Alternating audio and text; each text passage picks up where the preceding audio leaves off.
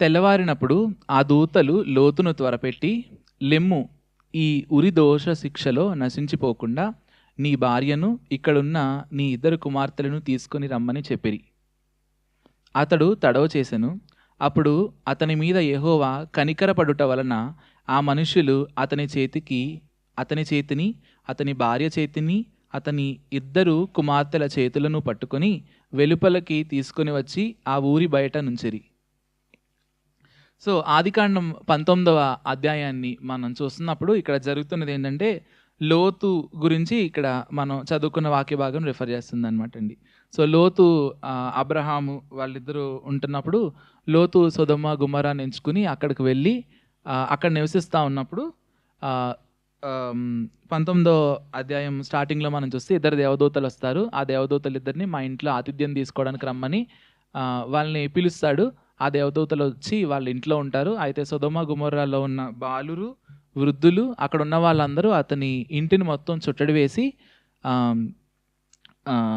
లోతు మీ ఇంట్లో ఉన్న 2 మనుషులను బయటకు తీసుకురా, మేము వాళ్ళతో కూడినట్లు వాళ్ళిద్దరిని బయటకు తీసుకురమ్మని చెప్తారు. సో ఆ సందర్భంలో లోతుని ఆ దేవదూతలు లోపలికి లాగి అక్కడ ఉన్న వాళ్ళందరికీ కనుమబ్బు కలగజేసినప్పుడు లోతు లోపలుండి ఆ తర్వాత దేవదూతలు చెప్తా ఉంటారనమాట, దేవుని యొక్క ఉగ్రత ఈ ఊర్ల మీదకి రాబోతా ఉంది.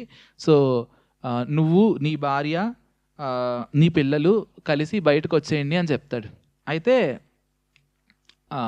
పాత నిబంధనలో మనం చూస్తూ ఉన్నప్పుడు దేవుడు పలు విధాలుగా తన ప్రత్యక్షతను తన బిడ్డలైన వాళ్ళకి ఇచ్చేవాడు. అందులో ఒక ప్రత్యక్షత ఏంటంటే దూతలను పంపించి దూతల ద్వారా మాట్లాడడం కదండి. సో అట్లా ఉన్న పరిస్థితుల్లో అంటే దేవదూతలు వచ్చి లోతుతో మాట్లాడుతున్నారంటే దేవుడే లోతుతో మాట్లాడుతున్నాడు. దేవుడు ఇది చేయమని లోతుతో చెప్తున్నాడు.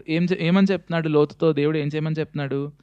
ఇక్కడ నా యొక్క ఉగ్రత ఈ గ్రామాల మీదకి రాబోతుంది, నువ్వు, నీ భార్య, నీ కుమార్తెలు ఇద్దరు ఇక్కడి నుంచి వచ్చేసేయమని చెప్తున్నాడు. చెప్తా ఉంటే లోతు ఏం చేస్తున్నాడు? లోతు రియాక్షన్ ఏంటి దేవుడు చెప్పిన దానికి? అతడు తడవు చేశాను ఇంగ్లీష్లో, బట్ హీ లింగర్డ్ అని ఉంటుంది కదండి. సో దేవుడు ఇక్కడ ఉగ్రత రాబోతుంది, ఈ ఉగ్రత నుంచి నేను తప్పించబోతున్నాను, నువ్వు వచ్చేయి అని చెప్పి దేవుడు చెప్తా ఉన్నప్పుడు దేవుడు మాటకి విధేయత చూపించట్లేదు లోతు. అది మనం చూస్తాం కదండి. అయితే దేవుడు లోతు యొక్క అవిధేయతను బట్టి తన నాశనానికి వదిలేశాడా? వదలలేదు కదండి. ఆ నెక్స్ట్ వచనం చాలా బాగుంటుంది, యెహోవా కనికరపడుట వలన. సో మేము ఒక చోట ఇది లోతు క్యారెక్టర్ స్టడీ చేస్తూ ఉన్నప్పుడు ఈ వచనం నా అటెన్షన్ని కాట్ చేసింది అనమాట. అంటే అవిధేయత చూపించే వారి పట్ల కూడా దేవుడు కనికరపడతా ఉన్నాడు. సో మన దేవుడు కనికరము కలిగిన దేవుడు, యెహోవా కనికరము కలిగిన దేవుడు. అయితే లోతు యొక్క జీవితాన్ని చూస్తూ ఉన్నప్పుడు లోతు అవిధేయత చూపించినప్పుడు దేవుడు కనికరపడ్డాడు.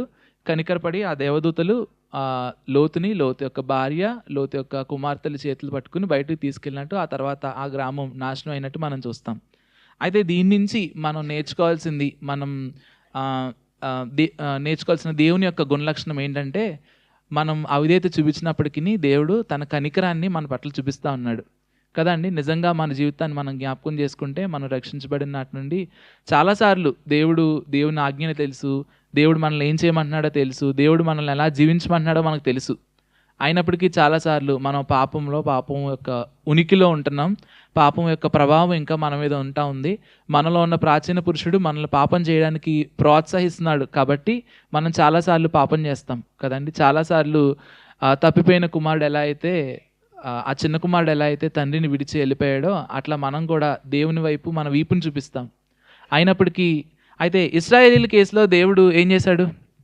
వాళ్ళు చూపించిన ఒక్క చిన్న అవిధేయతకే చాలామంది రాలిపోయారు. ఆదికాండంలో ఉన్న దేవుడు, నిర్గమకాండంలో ఉన్న దేవుడు, ఇప్పుడున్న దేవుడు ఒక్కరే. అయితే దేవుడు మన పట్ల కనికరం చూపిస్తూ ఉన్నాడు. దేవుడు ఒకవేళ కనికరం చూపించకపోయిందంటే మనం ఎప్పుడో అయిపోయేవాళ్ళం. లేట్ అని మనం పేర్లు ముందు పెట్టుకోవాలి కదండి. అయితే ఈ లక్షణాన్ని మనం జ్ఞాపకం చేసుకుందాం. మన అవిధేయతల్లో దేవుడు మనలో అవిధేయతలు ఉన్నా మనం చాలాసార్లు దేవుని మాటకి విధేయత చూపించిపోయినప్పటికీ దేవుడు మనల్ని ఇంకా తన కనికరాన్ని మన పట్ల చూపిస్తూ ఉన్నాడు, తన కృపను మన పట్ల చూపిస్తూ ఉన్నాడు. సో దీన్ని బట్టి మనం దేవుణ్ణి ఆరాధిద్దాం, మన జీవితాన్ని మనం జ్ఞాపకం చేసుకుంటూ. అయితే దేవుణ్ణి కేవలం మనం నువ్వు కనికరపడే దేవుడు అయ్యా అని ఆరాధిస్తే దేవుడు మన ఆరాధనలు బట్టి ప్లీజ్ అవ్వడు. కానీ మనం ఏం చేయాలంటే నిజంగా మన జీవితాన్ని మనం చూసుకుని పశ్చాత్తాపపడి మన జీవితాన్ని సరిచేసుకుని మన దేవుణ్ణి ఆరాధించినట్లయితే అట్లాంటి ఆరాధన బట్టి దేవుడు మన ఆరాధన బట్టి ఆయన ఆనందిస్తాడు. సో సమయం ఆరాధన కొరకు ఓపెన్గా ఉంది. ఈ లక్షణాలని జ్ఞాపకం చేసుకుంటూ మనల్ని మనం సరి చేసుకుంటూ దేవుణ్ణి ఆరాధిద్దాం.